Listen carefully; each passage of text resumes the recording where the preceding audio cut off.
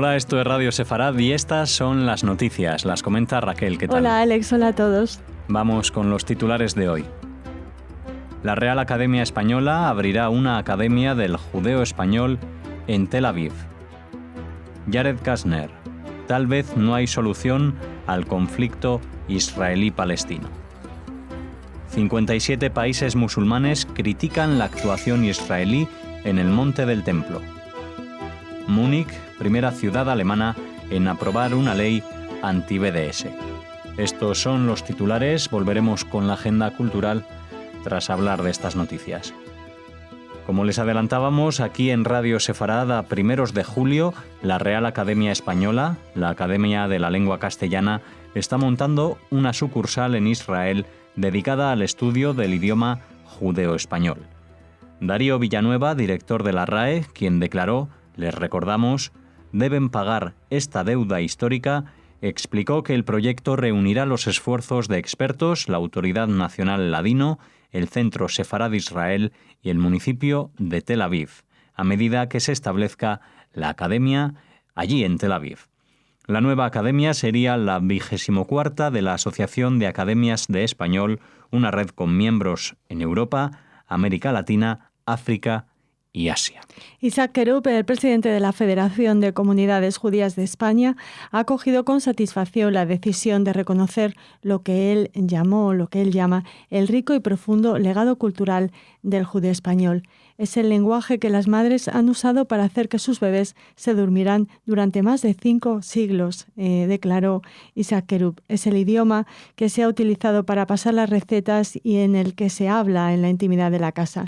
Incluso después de todos estos cientos de años, todavía se está usando. Y que sean por muchos más. Ya les comentábamos esta noticia a principios de julio y parece que la cosa avanza, Alex, y que muy pronto podremos contar con esta Academia del Judeo Español en Tel Aviv. Les seguiremos informando. Ahora les hablamos de las declaraciones de Jared Kushner.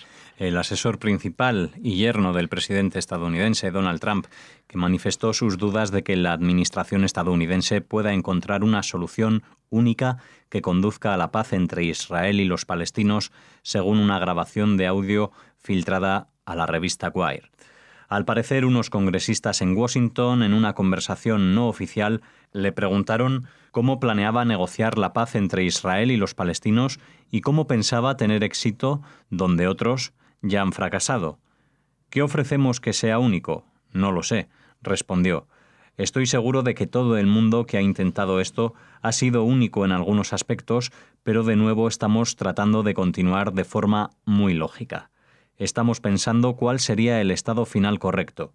Estamos tratando de trabajar con las partes muy silenciosamente para ver si hay una solución. Puede que no haya una solución, pero es uno de los problemas que el presidente nos pidió que enfoquemos, así que nos centraremos en ello y trataremos de llegar a la conclusión correcta en un futuro cercano, agregó Kushner. Bueno, sí, de estas declaraciones no oficiales de Kushner se puede extraer que se están realizando conversaciones muy silenciosamente, como ha dicho el asesor del presidente estadounidense. Bueno, pues a ver en qué derivan estas conversaciones tan silenciosas. Dice Kushner que lo que deben hacer es concentrarse en cómo llegar a una conclusión de la situación más allá que en fijarse en las soluciones que se han ofrecido previamente. También Kushner se refirió en esta conversación filtrada a la revista americana, les decimos, a la crisis en el Monte del Templo, y comentó: mira lo que pasó estos últimos 10 días, un montón de medidas aparentemente lógicas tomadas que de alguna manera se convirtieron en un poco incendiarias, apuntó, pero pudimos calmarlo al mantener muchísimo diálogo entre Jordania, la autoridad palestina y los israelíes. Así que el yerno del presidente Trump se adjudica a la administración estadounidense la resolución de la escalada de tensión en el Monte del Templo. De ese tema también les hablamos en nuestra siguiente noticia. La Organización para la Cooperación Islámica, OCI, que agrupa a 57 países de mayoría musulmana, ha criticado los controles que Israel impuso en el Monte del Templo al considerarlo un intento de obstruir un lugar sagrado. Condenamos las provocadoras acciones de Israel, incluido el intento de obstruir lugares sagrados donde musulmanes y cristianos palestinos tienen el derecho de acudir, afirmó en un comunicado la OCI, cuyos ministros de Exteriores se reunieron en Ankara para analizar la reciente escalada de violencia entre israelíes y palestinos tras la crisis en el Monte del Templo. Condenamos que las fuerzas de ocupación israelíes, especialmente en Jerusalén, dirijan ataques contra periodistas y trabajadores de salud y los brutales insultos contra los fieles que entran en la mezquita de Al-Aqsa, añadió. Por supuesto, ninguna declaración sobre el comportamiento de las masas palestinas alentadas por sus líderes. Esta reunión tuvo lugar por iniciativa del presidente turco Recep Tayyip Erdogan y el ministro de Exteriores de Turquía, Mevlut Cavusoglu, ha comentado, siguiendo un poco la línea de su presidente, ha dicho: animamos a todo el mundo a levantar sus voces contra la injusticia y reconocer al Estado palestino. Y agregó, instó a todos, hizo un llamamiento, siguiendo el que había realizado ya Erdogan en el pasado, a todos los musulmanes del mundo a visitar la explanada de las mezquitas en Jerusalén para protegerla. O sea que más de lo mismo, en este caso desde Turquía y de todos estos países musulmanes que les hemos comentado que se reunieron en esta iniciativa de Erdogan en su reunión de la OCI. Cambiamos de tema y nos situamos en Alemania. Los legisladores de la ciudad de Múnich han declarado antisemita al movimiento BDS. Los miembros del Consejo de la Ciudad de los dos partidos más grandes de Múnich, la capital del estado alemán de Baviera, presentaron un proyecto de ley que prohíbe la financiación municipal y el apoyo a las actividades del BDS. La ley llamada Contra todas las formas de antisemitismo, no cooperación con el movimiento antisemita BDS, boicot, desinversión, sanciones, se espera que se promulgue después de las vacaciones de verano. Según el proyecto de ley, el municipio no proporcionará locales de la ciudad para las campañas de BDS, eventos, exhibiciones o demostraciones que persigan los objetivos del movimiento. Además, la legislación declara que no apoyará eventos en forma de subvenciones a grupos que abogan por el BDS. Bueno, pues felicitamos la iniciativa de la ciudad de Múnich, de sus legisladores. Siempre comentamos aquí en Radio Sefarad que una de las principales vías para luchar contra estos movimientos antisemitas y antisionistas como el BDS es cortarles las vías de financiación, los medios de financiación. Los legisladores de la CDU y el SPD han comentado que el proyecto de ley está justificado por el amplio antisemitismo moderno en Alemania dirigido contra el Estado judío. Los miembros del Consejo observaron que un informe reciente del experto del Gobierno federal sobre antisemitismo mostró que un 40%, atención al porcentaje es elevadísimo, de los alemanes tienen opiniones antisemitas relacionadas con Israel. Así que esta nueva ley, que como les comentamos se promulgará después del verano, puede ayudar a luchar contra este antisemitismo disfrazado de antisemitismo disfrazado de antisionismo que está creciendo en Alemania. Así terminamos esta parte del informativo, Alex. Así lo hacemos. Vamos ahora con una pausa y volvemos con la agenda, Raquel.